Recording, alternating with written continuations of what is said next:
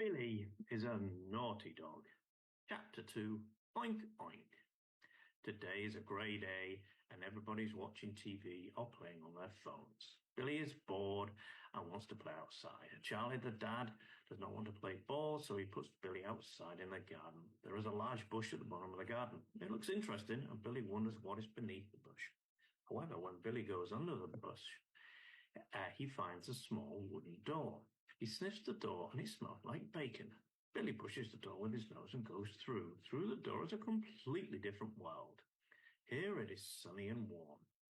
Stretched before Billy is a lush green field filled with bouncing pink pigs.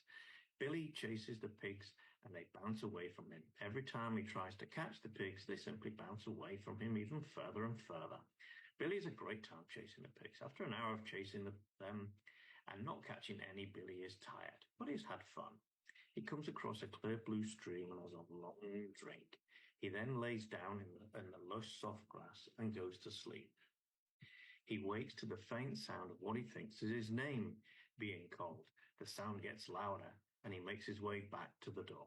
Billy leaves the sunshine and goes back through the door, back to the grey, cold day. He can now hear Charlie calling his name. Billy runs to tell Charlie what he found.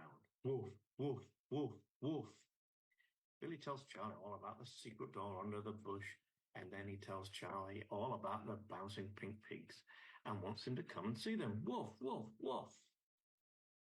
Charlie doesn't understand the dog and just hears Billy's excited barking. Charlie looks at Billy and sees a bit of brush stuck to his coat and then finds more. Oh, Billy, what have you been up to? Woof, woof. Billy replies, trying to get Charlie to come with him. I have been calling you for ages and you're covered in stuff, Billy. Oh, Billy, you're such a naughty dog. Billy goes inside and lays down on his bed. He tries to tell Marjorie, the mum, what he has seen, but she simply tells him to be quiet. Charlie, go back into the living room where Marjorie is. Marjorie looks at Charlie and says, Billy is such a naughty dog. Billy goes to sleep on his bed, dreaming of bouncing pink pigs.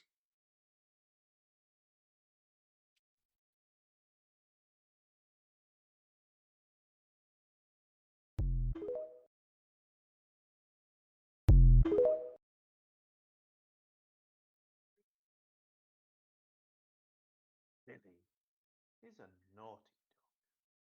Billy loved to smell the garbage can.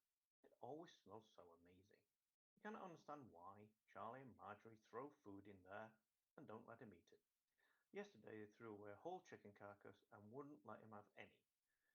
Marjorie was cooking and Billy kept getting in the way, so she put him outside. The day was cold and windy. Billy smelled the flowers and went over to the big green bush at the bottom of the garden. He wondered if the door was still there. Billy pushed through the brush where it was dark, and it was quite hard to see under such thick brush, but he smelt again. The smell of bacon. Aha! He used his nose to guide the way. There was the door again. Billy went through the door, wondering if he would see the same thing. To his amazement, there was not a green field, but a cobbled street. Billy walked down the street and came upon a very large chicken. The chicken was bigger than Billy and was wearing motorcycle goggles. The chicken looked at Billy and smiled. Good morning. Billy was startled. He'd never heard a chicken talk before. Good morning. Can we talk? Chicken looked annoyed and said of course he could talk. Billy apologized and said that he'd never been here before. The chicken told Billy that his name was Roxy and asked if he wanted to be shown around. Billy thought this was a great idea, so Roxy beckoned him to follow. Around the corner was a motorcycle and a sidecar. Roxy held an extra pair of goggles in his hand and said to Billy, Here, you will need these. Billy put on the goggles and jumped into the sidecar. Without warning, Roxy sped off. The sound of the engine was loud, and so Billy could hear little of what Roxy was telling him. However, he didn't care. He was having a great time. They sped along cobbled streets, past a factory, billowing out black smoke, and raced by a palace. The houses then gave way to countryside, and they flew at top speed down narrow country lanes. At one point, Billy could have sworn he heard a fox yell, Slow down! Roxy didn't care. He was obviously having a great time showing Billy around. Hold on! he heard Roxy yell, and they splashed through the waterfall. Roxy was smiling, and Billy was howling with pleasure. Roxy stopped at the top of the hill to watch the sunset. Billy was so happy he was lost for words. He tried to thank Roxy, but Roxy just lifted up her wing. Time to get you home, my boy. Roxy then raced down the hill, through the country lane, by the palace and the factory, and finally back to the point where they'd first met. Come and see me anytime, said Roxy, before she screeched off in a plume of exhaust. Billy waved and could faintly hear his name being called.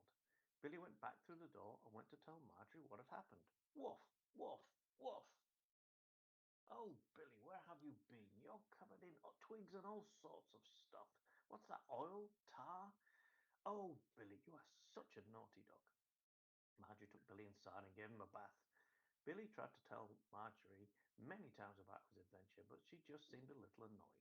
Billy jumped out of the bath and shook water everywhere. Marjorie tried to dry Billy off, but he just wanted to tell Charlie about his adventure. Marjorie chased Billy all over the house, trying to dry Billy. Billy thought it was great fun. Eventually, Marjorie made Billy sit on the floor on a rug to dry off. Marjorie stood over Billy and said, "Oh, I love you very much, but you are such a naughty dog." Billy went to sleep by the fire and dreamt of chickens riding motorcycles.